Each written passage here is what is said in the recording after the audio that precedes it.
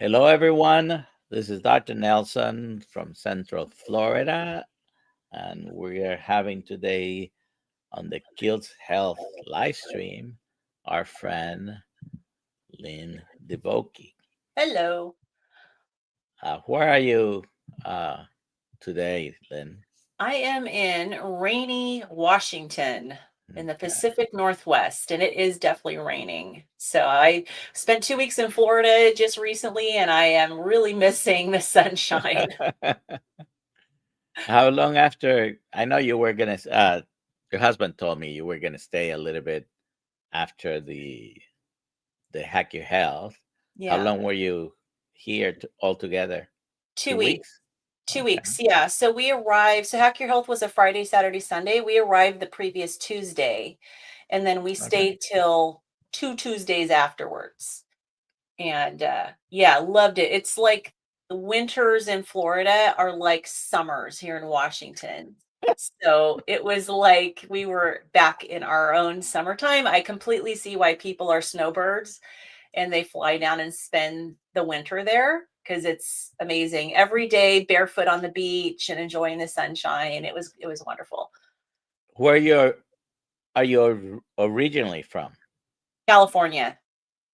Where in California? Northern, Central Valley. Central And Valley. I Yeah. was born in the Bay Area. I was born in Oakland at the Naval Hospital, which has been demolished since, but lived in Fremont in California. And then at age 7, my family moved to the Central Valley. So I am officially, I am a Valley girl.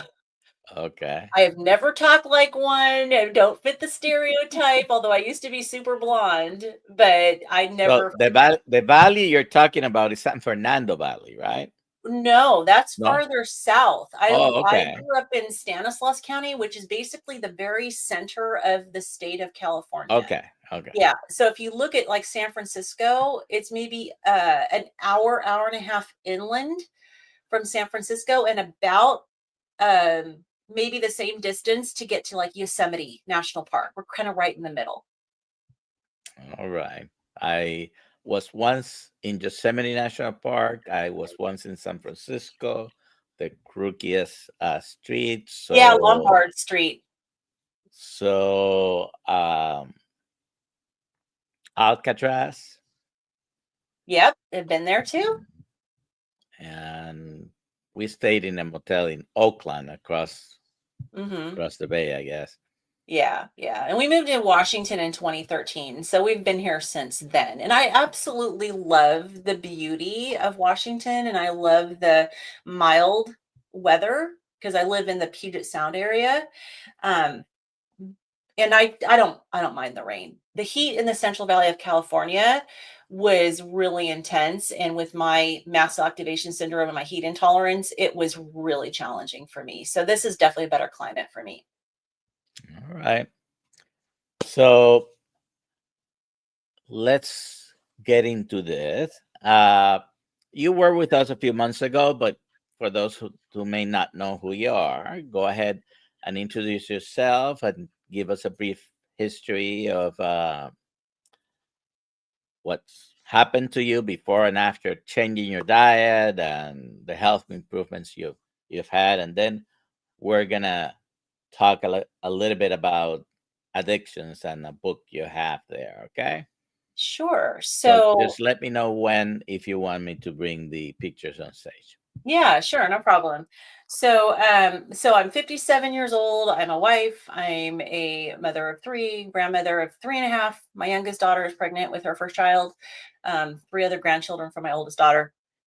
All my kids are married, and I have a little furry 17-year-old dog named Max, who is just like the Energizer Bunny. This dog just keeps going.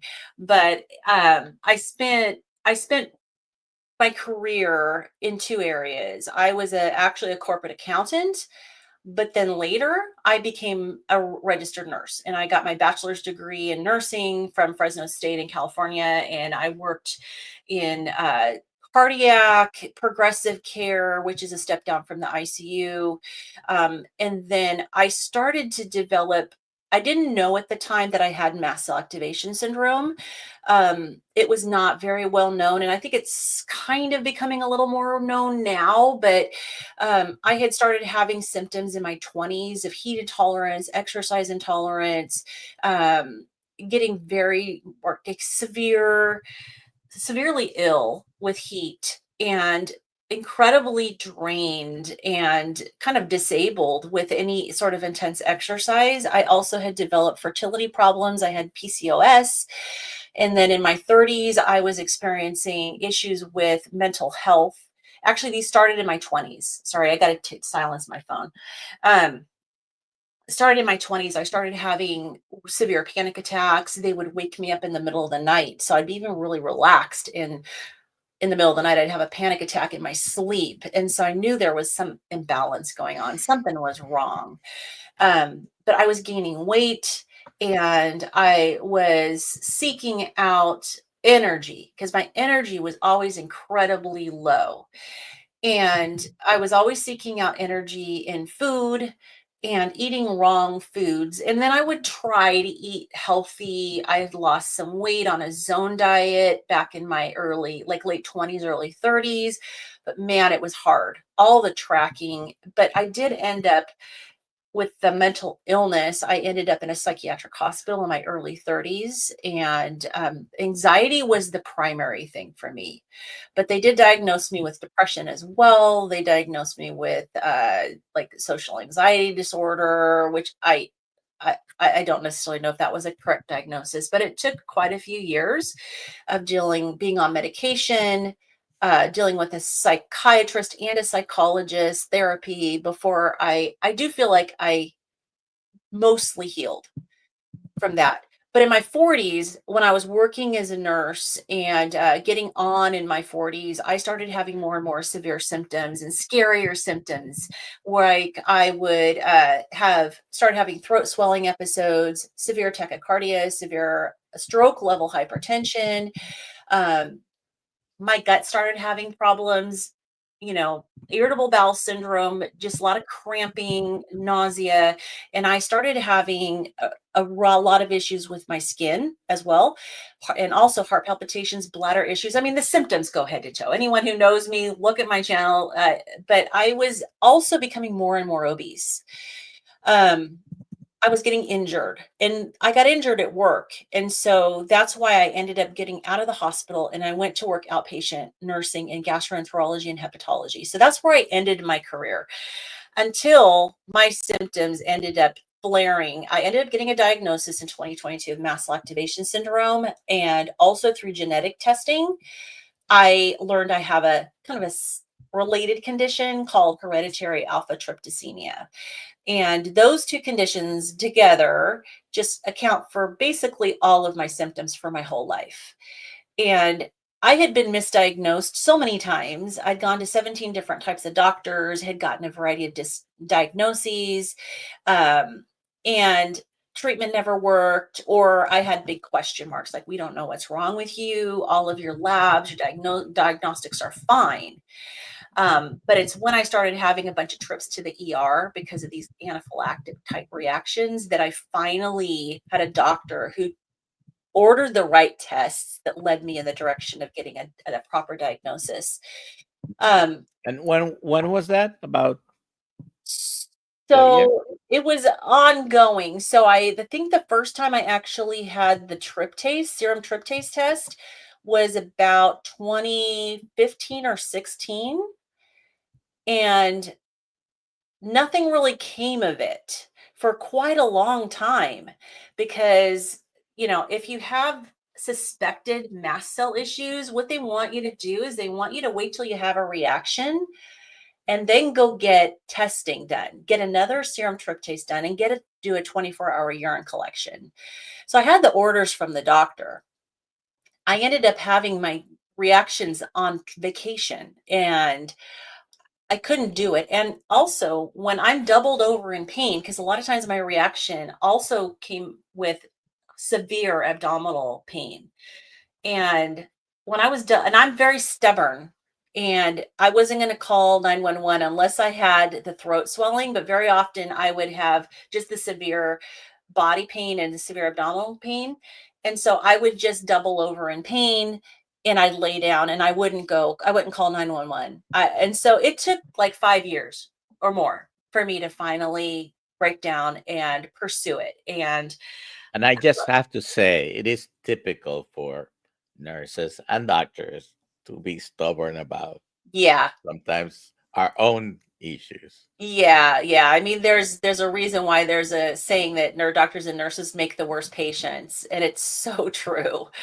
So yeah, so I could have, and honestly, if I had had a diagnosis earlier on, I don't know if it would have led me in the same direction as it did when I finally got my diagnosis. Because very soon, within a few months after I got the diagnosis, which was in February of 22, um, in in June of 22, I ended up with a very severe flare up of the mast cell activation syndrome and had to go on medical leave at work. And I spent a year doing nothing but getting worse. And during that period of time, my weight had maxed out somewhere. I quit weighing myself at 350 pounds. So I don't know where I ended up. It was probably somewhere between 350 and 360. And if you want to pull up my pictures, you can do that. And I ended up with the most horrific rosacea as well. But that was right. These pictures were taken maybe within a month of when I started Carnivore. The one on the right is me trying to look happy. I didn't know someone was taking that picture. And one thing that you don't see in that picture, and I do have the full picture, is two normal sized women sitting next to me. And I look enormous. And someone took this picture of me at a baby shower. And when I saw it, it was posted on a group uh, app for our church. And I was mortified when I saw myself next to these normal size women. But yeah, I was very, very, very obese. And then the next picture, I think, is the picture of my rosacea, if you wanted to pull that up. Um, You have to, let's see. you No. can just I, there. yeah, Oh, yeah, yeah. yeah. Yeah. So my face, it wasn't always this bad. It kind of waxed and waned as far as severity, but this was in general, this is what my face would look like. And it was very difficult socially because you can't hide it with makeup. Um it's just too difficult to, no, makeup doesn't cover it. And so I was very self-conscious about my face. And I did have a doctor put me on, and that picture there is like probably a year old. So, but obviously I've lost weight. And I Uh, can attest, you look a lot even better than that because I just saw you a couple of weeks ago. Uh, yeah, so I definitely I'm continuing to lose weight. It has slowed down, but the biggest thing for me is just the healing. Um, so about a year into medical leave, my husband brought me a video of somebody who had healed on Carnivore. And I was familiar and had actually been on Carnivore before, but I thought it was just for weight loss. And so I learned that it as actually for healing. I didn't know that before. And so I was very desperate. Oh, hi, Juliet. I was very desperate. And I could see everything in my future was pointing towards me being completely dependent on my family. My mobility was very impaired. I was really struggling to even walk. And I was so reactive. And I never knew when I was going to have a reaction and end up in the ER.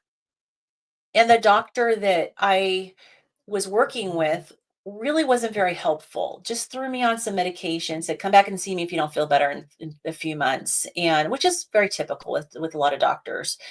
And I just felt like I need more. And so of course I dug in and did my own research and learned as much as I could from some of the experts on mast cell activation syndrome, and realized that histamine is a big factor, can be a big factor. And for me, it turned out to be a huge factor. So I did go on Carnivore. I started seeing some results and I started losing some weight. My inflammation was like almost gone in about 3 days. My gut had settled down in about 3 days as well. and the cramping and the bloating and the gas, it all settled down, which was, as a GI nurse, for me, that was just a huge light bulb. And but the picture of me with the rosacea, that was like 4 months or so into the carnivore diet. And that's when I realized, I made my histamine video. It was a big reminder for myself that, okay, wait a minute, Lynn, you know you need to be watching your histamine. Something in my brain was like, oh, I'm going to go carnivore. I don't need to worry about histamine. And then I realized, no, no, absolutely. You still have to worry about histamine. You just have to focus it and hone it in on the carnivore specific, foods. So I was making my histamine video when it was like, oh, wait a minute, I'm not low histamine anymore. I was trying to do low histamine before I went carnivore, and it was kind of helping a little bit. But once I went low histamine lion diet, that's when things took a major, major turn in the right direction. And the healing has been unbelievable since then. How long ago was that video that you mentioned? Um, Probably maybe 2 years. Okay. Yeah, probably 2 years. Yeah. So, and I know that I get a lot of feedback on that video, that there's and I appreciate you promoting it. I really do, because I it's good. I certainly do every time someone asks, but I have gone ahead and done something. So I'm preparing a lecture for my coaching course with Kiltz Health, our health certification, health coaching certification course, and I prepare a lecture on histamine intolerance and MCAS. Good. So I'll send you. I have a video already, and I have the basic booklet that I'm going to use. Excellent. And anyways, it's not going to be one of the main topics on the course. I'm just going to put it as a bonus lecture. Anyways, Excellent. Well, I am on my to-do list. I'm going to be creating a histamine course as well for Healing Humanity Life, our membership site for Healing Humanity. And so it's going to be more, it's going to be, the scope of it is going to be broader than my histamine video that I did for my YouTube channel. It's not going to be tremendously broader, but it will be broader. There's other topics I'm going to cover that are related to histamine. all right. So if you have any questions, please put them in the chat with a QQQ in front of it so I don't miss it. And let's switch gears a little bit, because a lot of people know you because of the histamine issues and Right. other associated problems, but you are part of the Healing Humanity team that have created the Healing Humanity Live community, Right. and you're involved with the documentary and the activities and all of that. Tell us about your position and what do you do for Healing Humanity. It morphs over time, to be honest. So initially, when I came on board with the team, there was not a ton of structure. It was just kind of more in the early phases of it. And so I'm kind of the type of person that I kind of see a need and fill it. And so I initially jumped in with going through the hundreds and hundreds and hundreds of testimonials that had been submitted, people who wanted to share their story in the documentary. And so initially that was my job, was to go through all of those. And there were videos, there were written testimonials, and to just kind of organize and classify them. Then I developed a team of people that the people who we felt their stories might be very powerful for the documentary, we would set up interviews with them. These were not published interviews. These were solely for the purpose of screening them for Carrie and Adam. And, I had a whole list of questions that we need to make sure we checked. And so I had a team of 5 people, including myself, that we did these interviews. Um, And then over time, and of course I go to the meetups. We kind of morphed as a team. We brought in Ashley Rogers, who now schedules our meetups and plans our meetups, and he's amazing. He does such a great job. And then, as you know, our documentary is completely crowdfunded.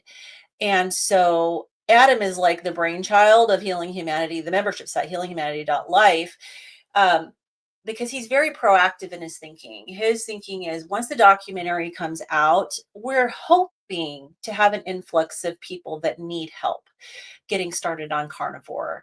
And your community, our community, there's so many communities out there. We're all available to help. But we figure that there's probably going to be people seeking out help from us because of the documentary itself. And so Adam said, let's get this community started, to where we can do two things. First of all, start out already helping people. And part of the funds from membership goes to the documentary itself.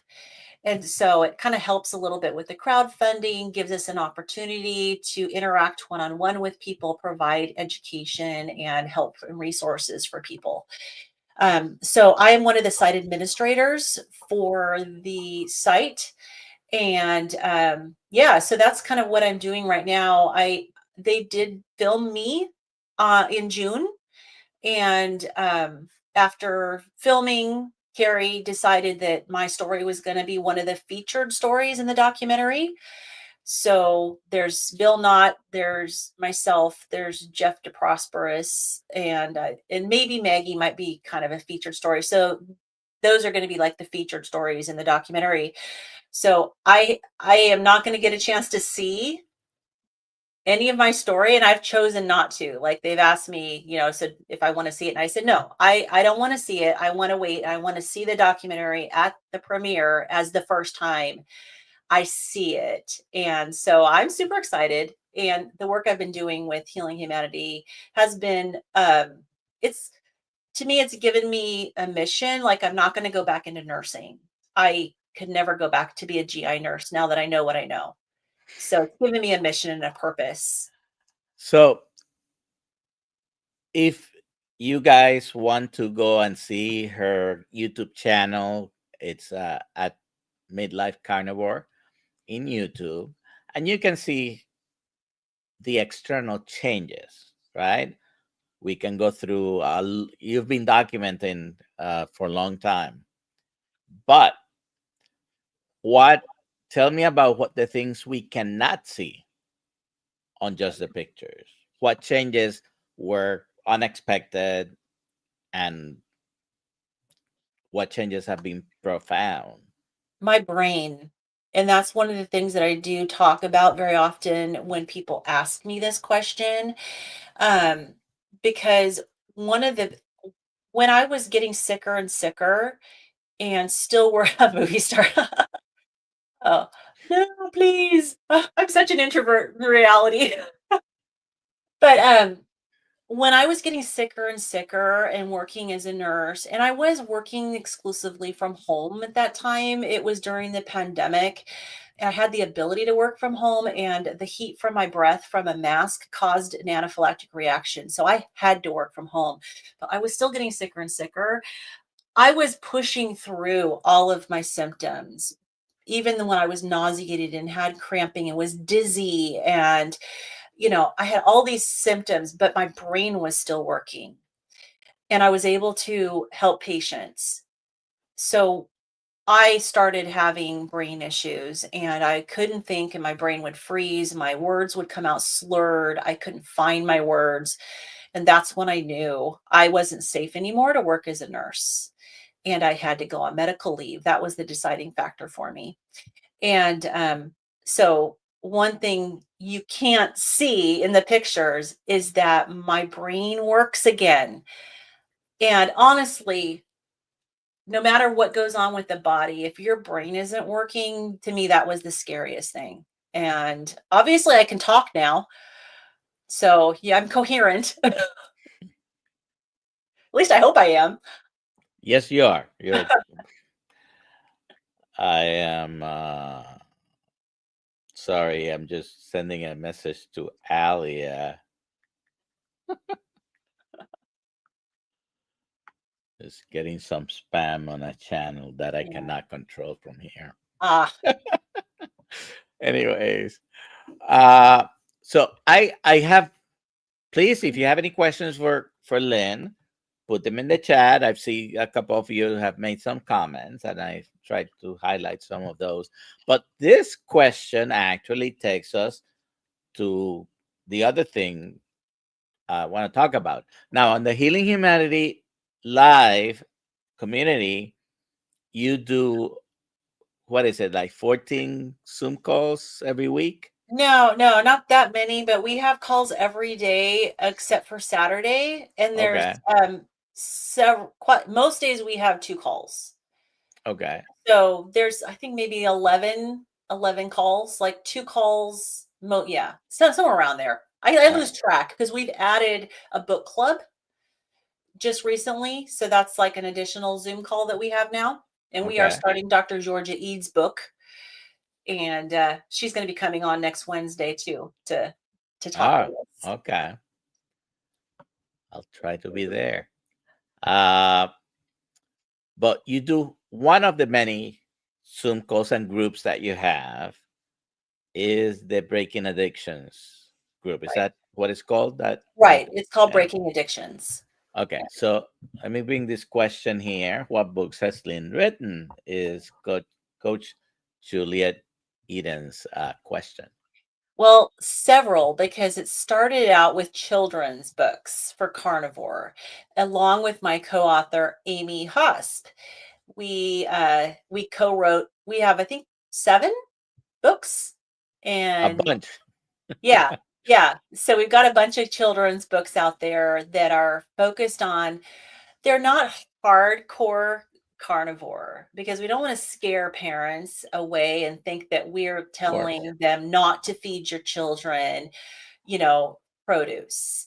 They are really, they're emphasizing, like, trying not to scare children from and parents from beef, bacon, butter, and eggs. So beef, bacon, butter, and eggs are our superheroes, and promoting the benefits of those foods as superfoods, but also educating about the dangers of sugar and processed foods and seed oils and additives, chemicals, that sort of thing. So we don't demonize produce in these foods, in these books, for children. So I understand that there's adults that are so sick that we can't have the produce, like myself, or anything like that, grains, Mhm. nuts. I'm strict carnivore. But then after our Breaking Addictions group Have started. have a question before. Sorry Oh, to sure. interrupt. If someone wanted to buy any of those children's books, where do they go? They are all available on Amazon, Okay. and you can look under my name if you can know how to spell it, Lynn Divoky, Divoky. But I always tell people almost all of them you'll find by looking at Amy Hosp, Hosp. But there's one I wrote and illustrated completely by myself. So maybe look up both of us. Okay. Uh, yeah, yeah. All right. So you were talking about the Breaking Addictions Yeah. And the Zoom. Breaking Addictions book is available under my name as well. So, what happened with our Breaking Addictions group, and we did have one of our members come and ask me, can we start a 12-step program within your membership site? And we said, yes, absolutely. So, initially, it was over a year ago, we started out using Alcoholics Anonymous literature, and it was called Back to Basics. It's kind of an accelerated program for people who really need help quickly going through the 12 steps. And so we as a group went through that one time, and the feedback was, it's hard to go through this from a carnivore perspective when it's so focused on alcohol. And there's some principles that we can't really relate to. And so I took it upon myself to write a book for our group, which is Breaking Addictions. And the format is still based on the Back to Basics program, where you're going through the 12 steps in 4 sessions. You don't have to. You can go through them one at a time. And we have now step study programs and where we go through one step at a time. But the book is laid out so that it's designed to go through in a group. So you read aloud. There's part where the group leaders introduce themselves, but you can go through it individually. The biggest thing is you need to make sure you have a sponsor, or as we have called it, an accountability partner who has gone through 12 steps and understands them. Um, you do not have to join our membership site in order to utilize the book. Create your own group. But it does have daily reflection questions in the book. And if you want to use this and just have a notebook, you can. But if you prefer, I do have an accompanying optional workbook. And this workbook allows you to go through the whole 12-step program 4 times. And so for people who've gone through 12-step programs, you don't go through it once. The first time, you're just peeling back the first layer of that onion. Each of these is $10. I've made it really affordable for anybody who wants to start going through and working through their addiction problems with food. And it's focused on carnivore and keto. It's not strictly carnivore. It's basically the ketogenic lifestyle. So you have one call a week, every week? 5. 5. Yes. Breaking addictions. On Yeah. the breaking addictions. Okay. Yeah. So that's the thing with anonymous programs, the 12 steps, is that people who are struggling with addiction really need as much accountability and support as possible, because one day a week, it's a daily struggle, right? So, I mean, hopefully eventually one day we'll be able to have 7 days a week, but right now it's based on the leaders that we have available. So we have Monday and Tuesday, we have step study groups, each of them led by a different leader. And then Wednesday, Thursday, Friday, we have fellowship groups where, you go through some of the material, but that's the opportunity to share and to discuss, topics and everything. So yeah, Monday through Friday, we have groups. So you mentioned you don't have to be part of the community, but if someone wanted to be part of the community, what do they do? So you go to healinghumanity.life and you just register. And what I would recommend is you can either take a look at my channel. In my description of my videos, I have a coupon code for half off of your first month. You could go to Homestead How, look at our Thursday lives at Carrie's channel. He's always got coupon codes as well. So, and it is $30 a month as far as the membership fee goes. And that is because, of course, it takes money to have a platform, but it's also, the money goes towards the documentary. And so our goal is to create an opportunity for people to come in for free, if they just want to do the breaking addictions. And that is in the future. We just have to vet out a few things with the attorneys that we work with and make sure we're doing it right. But eventually the goal is to make the group accessible to everybody throughout the whole carnivore keto community. But I wouldn't let that stop people from starting a group. So you can join the community. I think it's beyond value because it's not that expensive. I think the regular price is $30 a month. Right. And right. then you have a bunch of resources, and there's some free resources. All the Zoom call membership groups are included in that. And then you can buy Lynn's books and go through the 12 steps. So yeah, tell us a little bit more about the book and the chapters, and give us a little summary of what to expect? Well, for anyone who's been in like an Overeaters Anonymous group, um, which I have, I've been through 12-step programs, I've been through Celebrate Recovery through my church. Um, when it comes to like OA, there's the focus is very much on counting calories, restrictive eating, willpower. And I've found that it can be really challenging to try. I mean, as you know, I mean, when you're still trying to eat the standard American diet and trying to just be restrictive about it and not overeat, which is like, that's the Overeaters Anonymous. Is the assumption is we are all overeating, which we are. We're eating the wrong foods. But with my book, there's a lot of grace.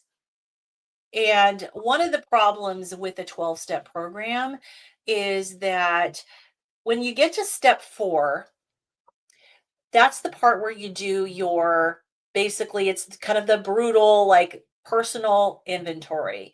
You're looking at yourself very honestly and kind of just like these are my flaws. These are my character flaws. These are my problems that I have. It's very self-reflective. And it's also very difficult. And it's really important to do this with your sponsor or accountability partner because they can ask you the prompting questions to really help you dig in to what the kind of more root cause of why we have this addiction. Like, what are the triggers? What are the things going on in your life? What relationships have been harmed as a result of this? And sometimes it's your relationship with yourself that you need to start with.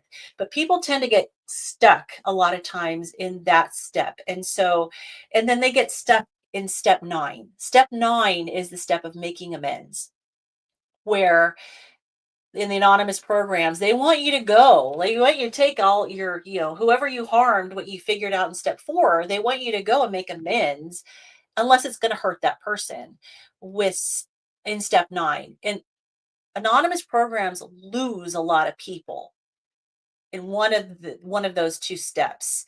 And so when I wrote this book, my approach was to be a little more gentle about it with the expectation that people are going to go through this many times and they're going to be working with their sponsor. And so, yes, you're going to dig deep on step 4, but it's very clear we don't want you to be afraid because we're going to have you do your amends in layers. And so, first time you may just be making amends with yourself.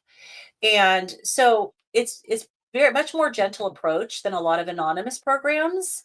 And because it doesn't really help if you don't finish, if you don't go through the whole program. And so the 12 steps are meant to be worked and they're meant to be incorporated into your life and become a habit.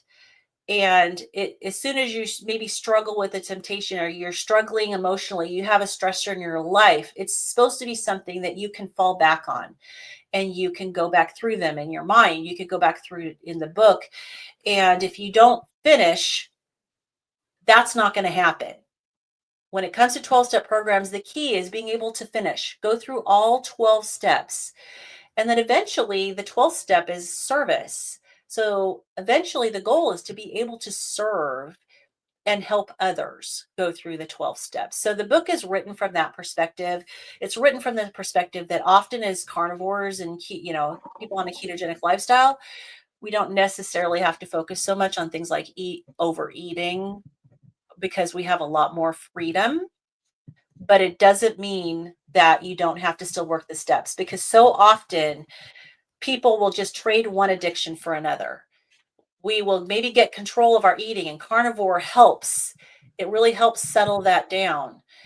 But so often people will trade one addiction for another. And so going through these 12 steps helps because we don't just focus on food. It makes you dig in and focus on other areas too. So some of us can moderate and some of us can't. And our best strategy is abstinence. Talk Right. to me a little bit about those two things.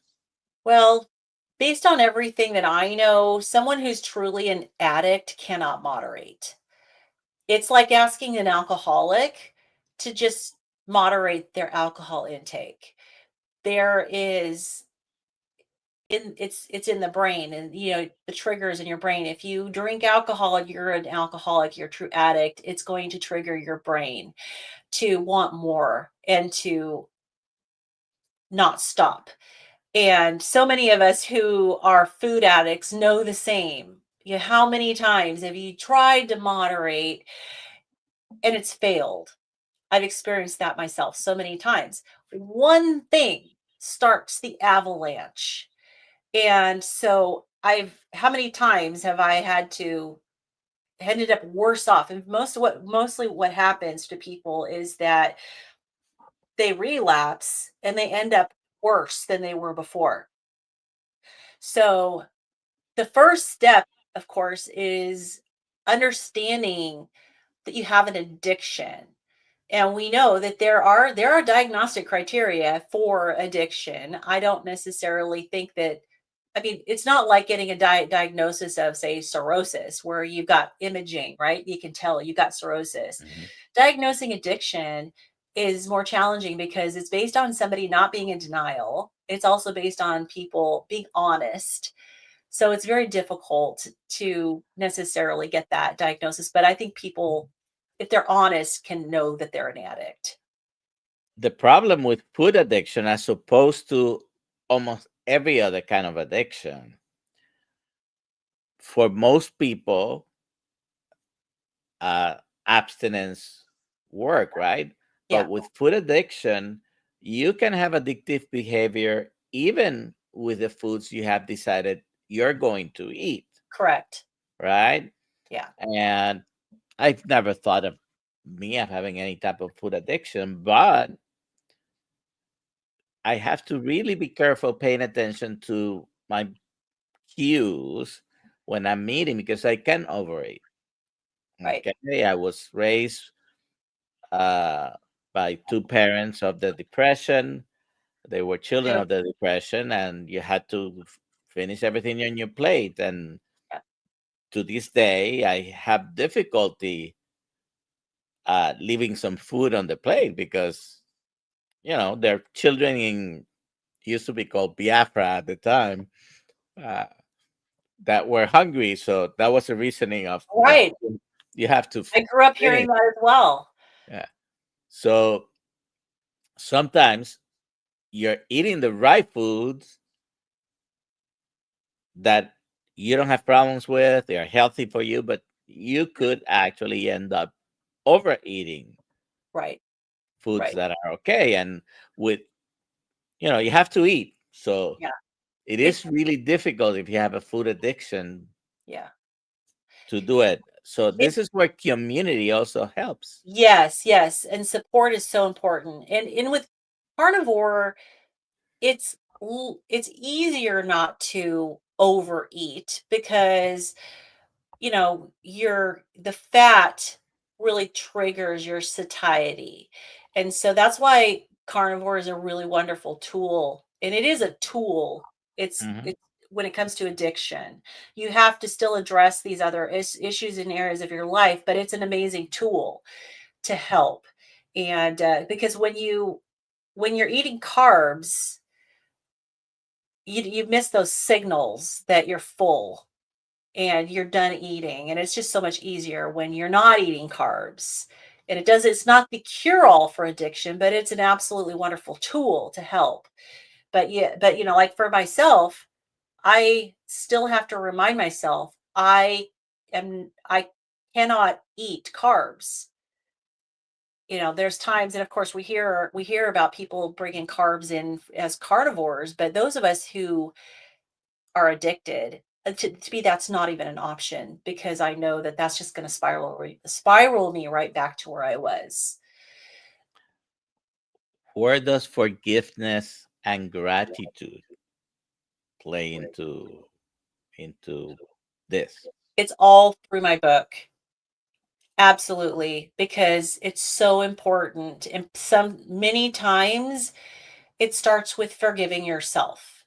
And so when you go through step 4 and you do what they call a fearless moral inventory, it can be painful because you have to admit your own role in the problems in your life. So, for example, if somebody is going through this moral inventory and they want to address, say, the problems that they have with their spouse, a good accountability partner is going to ask you to identify your role in the problem.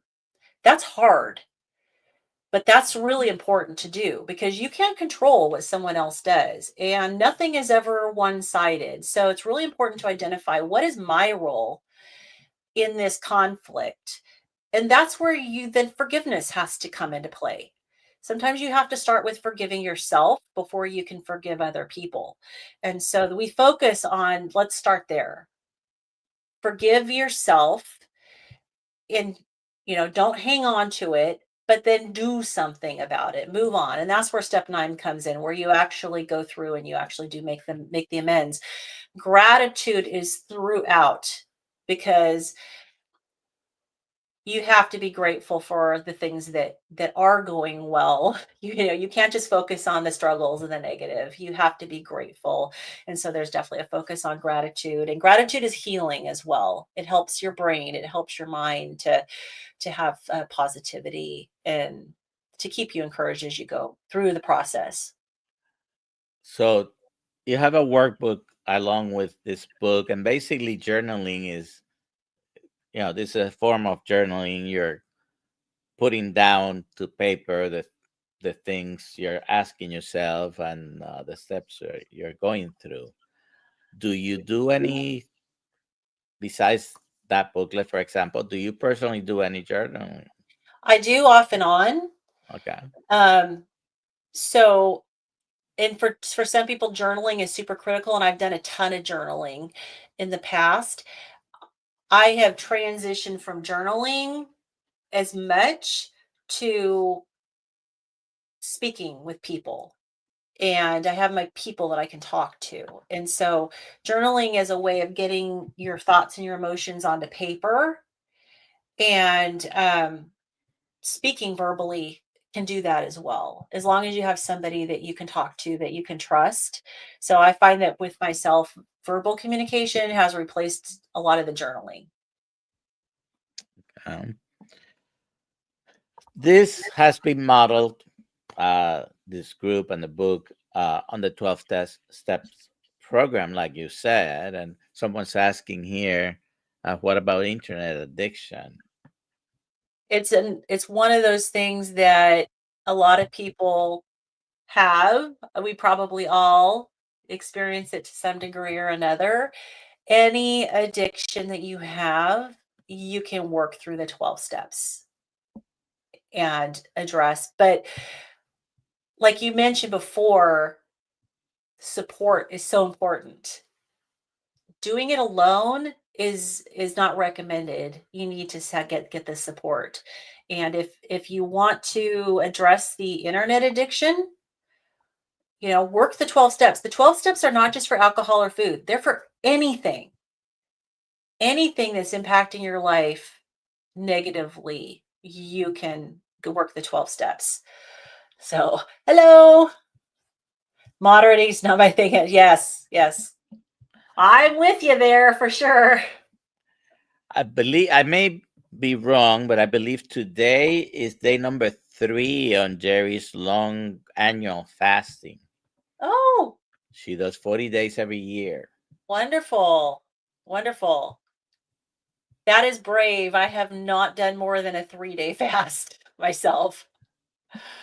Uh, does fasting cause you any problems, or you just haven't taken the? I By the did. way, I don't think you have to do any prolonged fasting. I think 1, 2, or 3 day fasting on a regular basis, it's probably all you need. But Yeah, yeah. I do eating windows. a lot, mostly like a 6-hour eating window. But there are, and I do really well with that.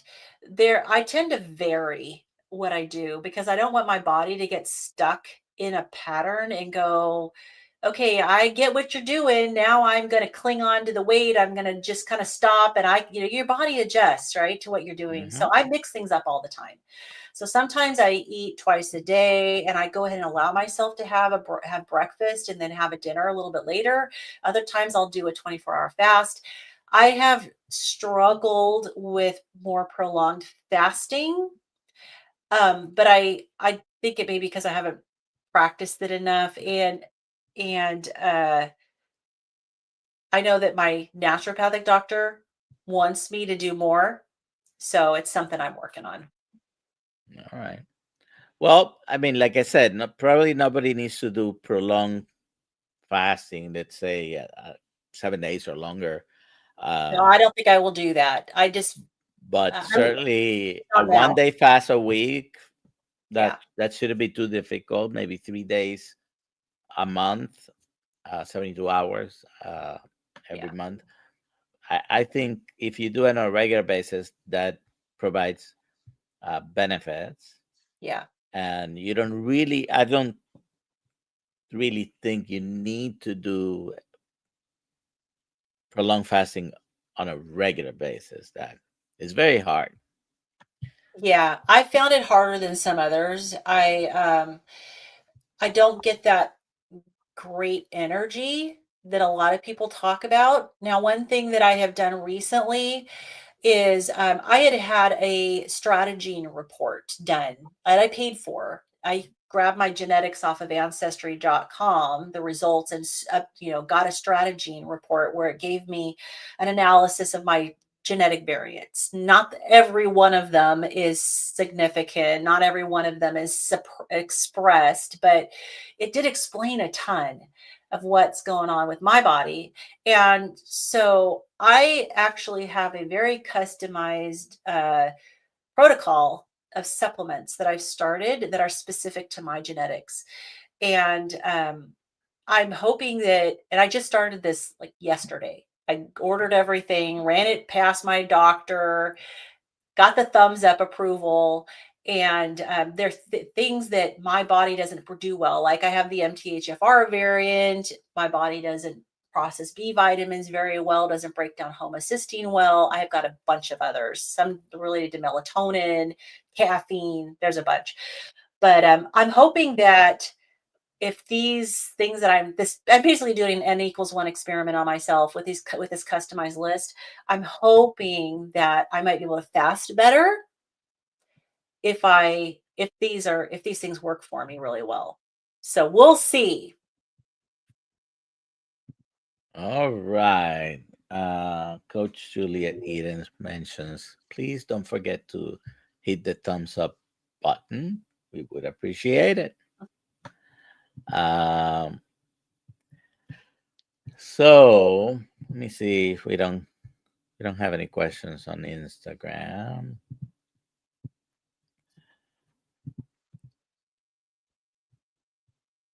What's what's in the future for Lynn? Hmm. Well, so as you know, I'm going through the Nutrition Network certification course, as you are as well.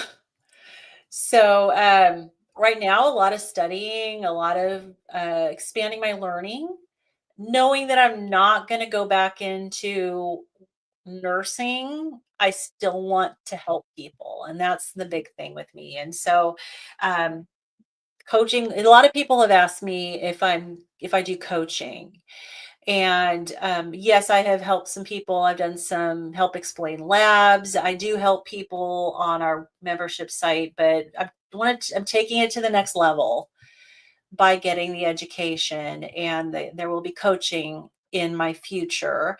A lot of traveling with Healing Humanity. And once the documentary comes out, like it's in editing phases right now, it's supposed to come out in 2026. I honestly have no clue what my life is going to look like. Um, yeah, I'm a little Uh, nervous, to be honest. As you probably know or remember, I'm 65. So I never thought about, okay, when I get to 65, I'm gonna retire. Or, I'm always learning. I enjoy learning. So uh, I have someone who seems to be a nurse here. She or him. Let's see. K, I guess is a female. I would say that's It a has nurse. All right.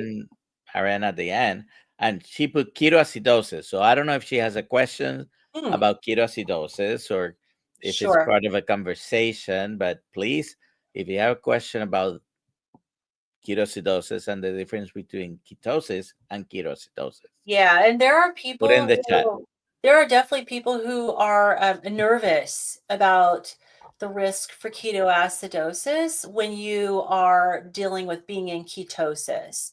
And as you know, that's incredibly low risk because you're really, even a diabetic, a type 2 diabetic, doesn't really have to worry about it. It's really type 1 diabetics that have very, very low, like no ability to produce insulin. Occasionally, someone else may experience it, but it is not really a risk when it comes to a ketogenic diet when your body is able to produce insulin. And maybe you can provide a little more insight into that if I've missed anything. No, no, you. I have never seen anyone that went on a ketogenic diet and developed ketoacidosis. Right. Okay, diabetic ketoacidosis specifically. Now there is a medication in the market, very effective Correct. for diabetes, and there's they are the SGLT2 inhibitors, and they by themselves can produce what we call a euglycemic ketoacidosis. In other words, you don't go into ketoacidosis whether you are type 1 or type 2. You don't go into ketoacidosis unless your blood sugars are high and you have no insulin.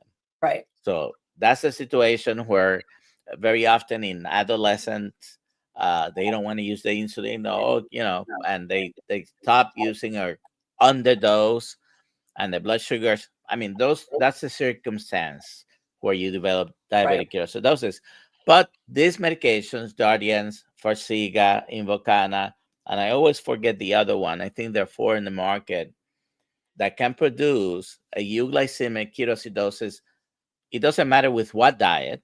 It's not Right. specific to the ketogenic diet, but whenever I find someone who's trying to do a ketogenic diet and they are on the medication, I give them the big warning. You Yeah. you need to go talk to your doctor right now. Send them a message, because if you're attempting a ketogenic diet and on top of that you're using any of these medications, you could run into Right. trouble. It's not It's because of the diet, it's right. because of the It's medication. the mechanism of action of that particular class of medication that suppresses your insulin. So you're right. Any diet, it can put you at risk for that. So anybody who is diabetic of any kind, and you want to go on a ketogenic diet, you need to be making sure you're communicating with your doctor. And hopefully your doctor is familiar with ketosis versus ketoacidosis, which I'm sure they Ketoacidosis, will yes. be. But don't do it on your own. Don't ever wean off of your medication on your own. Work with your doctor. And I don't happen to have this up right now, so I'm not going to be able to try to find it. But if you want to learn more about ketoacidosis and ketosis, I have a whole class in the Kills Health coaching certification course that we go over that, and we go in detail. Yeah, and it's an important distinction and it's an important question, and it should not be something that we're ignorant of. And I don't know if she's talking to me or you, but I guess we saw her in Tampa. Hack your health. Hope to see you in Tampa, maybe next year, maybe Oh, this coming year. hope to see you in Tampa. Okay, maybe next year. Yeah, and someone was asking me, Jerry was asking me about the house. Did you see that at 55 to the hour, there's a comment from Carnivore Jerry about our house because we're moving. So I can give a quick update. So yes, so we are in contract on 28 acres, and it's got a crazy house that's a Frank Lloyd Wright style house that like literally probably no one else in the world would buy because there is not a right angle in this entire house. It has never been updated since it was built in 1979. Like it still has the original shag carpet, original appliances, original everything. We are crazy. We're buying this property and we're moving there with my daughter and son-in-law. It's got an apartment upstairs. It's got a big shop. Beautiful, beautiful property. Anyways, we did sell our house. We got a full price offer on our current house. The people who are buying our house just have to sell theirs. We're not going to do like a domino of contingencies. They can't accept a contingent offer on their house. So we're waiting for them to get an offer and to get in contract on their house. And then everything goes full steam ahead, moving, getting packed and going to make the move. And then remodeling this house is going to be intense. So, All righty. And when you come and spend your winters in Florida, I guess we're sort of neighbors because you're in the same county I am. Uh, excellent, excellent. And we're planning on being back there for Hack Your Health again next year. And yeah, it's going to be tempting. My husband and I didn't want to leave and come back here. So we'll see how we may end up spending even more time next year. all right. I am trying to bring up your Oh, so channel. Bob says changing a Frank Lloyd Wright house should not be allowed. We're not going to change it. We're going to just update it. So I just want to make sure, Bob, don't worry. We're going to stick with what is still within the realm of Frank Lloyd Wright. All the angles are still going to be there. And yeah, but we just would like to not have shag carpet that's that old. We want to do so. He goes, phew. Yeah. So have no fear. The goal eventually is the upstairs is to be an Airbnb.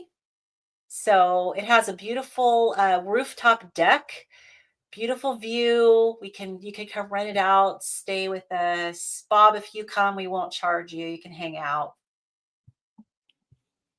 All right. Uh, Midlife Carnivore is your YouTube channel. Is it the same in other social Yes. network platforms? Yeah. Me and social media. I'm not like crazy with it, but I do have an Instagram which I post to every once in a while, and it's the same Midlife Carnivore. All righty. Well, we are past 4 o'clock. Thank you for being here, Lynn, and I'll Thank be you for talking to inviting me. you. I do. Do we have something tonight or not? For Um, Thursday it night? well, yeah. So normally we would, but the All right. Mann family is traveling and they're going on a cruise.